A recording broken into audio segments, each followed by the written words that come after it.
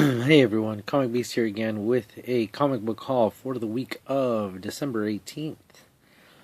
Went to my local comic book shop and picked up some books. It was a really big week this week. My local shop had like two giant racks of new comics, where usually it's just one or maybe one and a half. This week was really big. I didn't get too many though, trying to cut back.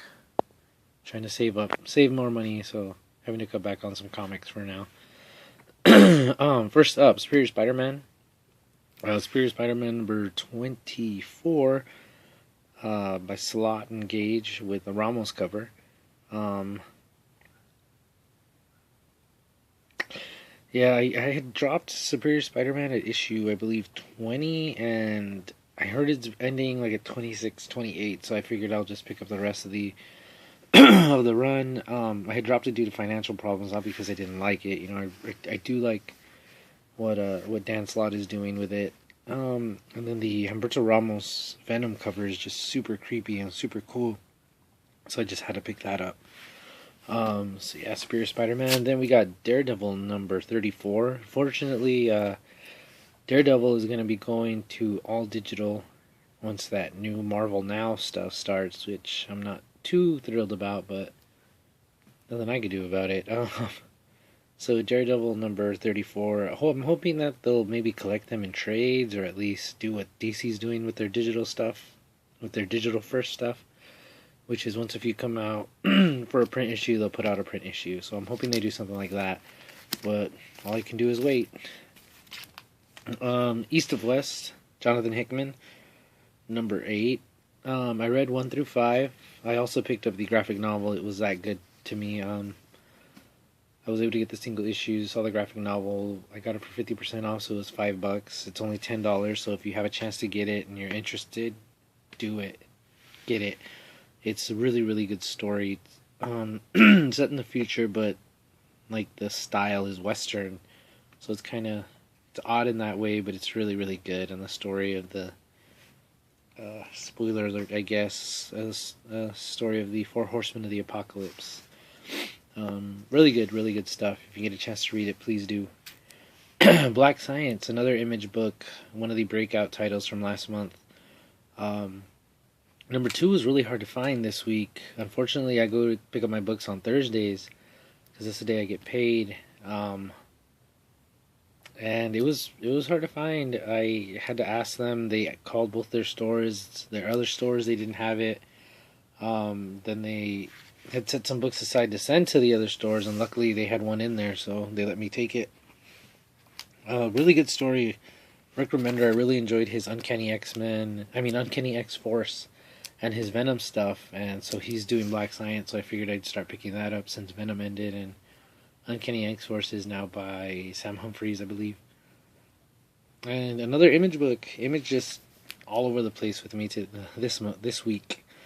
Zero number 4 by Les Cott. Number 1 through 3 really good stories. They're all one and done stories, but they do flash back to some of the past. So we're getting to know who this agent is and who he works for and all that. And it's really good stuff.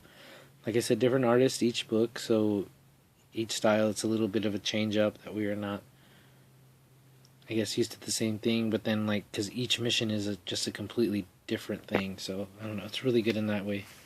Saga number 17, Brian K. Vaughan and Fiona Staples. Saga is just one of my favorite books. I remember when it came out, I think 2 years ago. I was at WonderCon and I saw issue 1 was selling for $8, $9. And I was like, what is this book? It had just come out and it was already selling for that much. And when I went back to my local retailer, luckily they still had some first prints for cover price, so I was able to get those, and I picked up a couple of them, luckily, because now they're selling for like $100 a piece. Really good story. I honestly, this is the first Brian K. Vaughan book I had read. I didn't read Y the Last Man, Ex Machina, none of that. And then I picked this up, and I was just like, wow, it's such a good story. So I started picking up all of his other stuff, and he's a really good writer. That's my stuff for this week.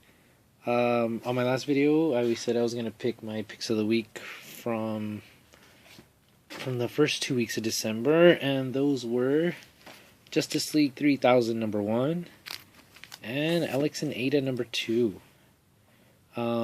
Justice League 3000 #1 was really good. I liked it because, well, I'm going to talk about the story, so if you don't want to hear it, I guess stop it. These are imperfect clones of our Justice League, and you know, Wonder Woman is just like completely savage, warrior, just all out. And Flash's powers are a little something's wrong with his powers, so he has to wear a mask to protect his face. Green Lantern doesn't have a ring; he has this cloak, and the Green Lanterns are hated all across the universe. Batman doesn't have the death of his parents to drive him, so he just kind of just doesn't really care, doesn't try too hard. And Superman doesn't remember his humble beginnings, so he's just kind of a jerk.